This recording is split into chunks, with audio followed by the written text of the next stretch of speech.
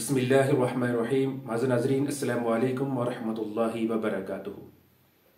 जब भी नया साल शुरू होता है तो हर फर्द की कोशिश होती है कि वो पूरे साल की प्लानिंग बनाए और मुख्तलिफ अहदाफ तय करे ताकि पूरे साल के अंदर उन अहदाफ के अंदर काम किया जाए। लेकिन आपने भी प्लानिंग की होगी, आपके अदारे ने भी प्लानिंग की होगी, लेकिन अफसोस से कहना पड़ता है कि हमने इस साल के लिए कि कुरान के हवाले से प्लानिंग नहीं की, उसके हवाले से हमने अहदाफ नहीं दिए कि क्या हमने पूरे साल के अंदर कुरान मजीद को समझना है, सीखना है और कैसे सीखना है। तो परेशान होने की बात नहीं है।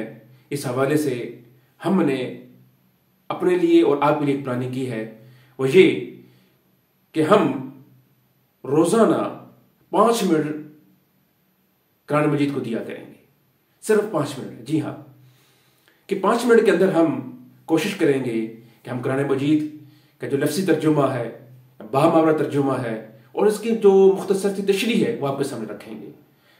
तो रोजाना अगर आप 5 मिनट कुरान मजीद को देते हैं तो ये सदका जारिया है, ये नेकी है। तो अगर इस काम में आप हमारा हिस्सा बनना चाहते हैं तो आप इस चैनल को सब्सक्राइब करें, लाइक करें और इसको शेयर करें।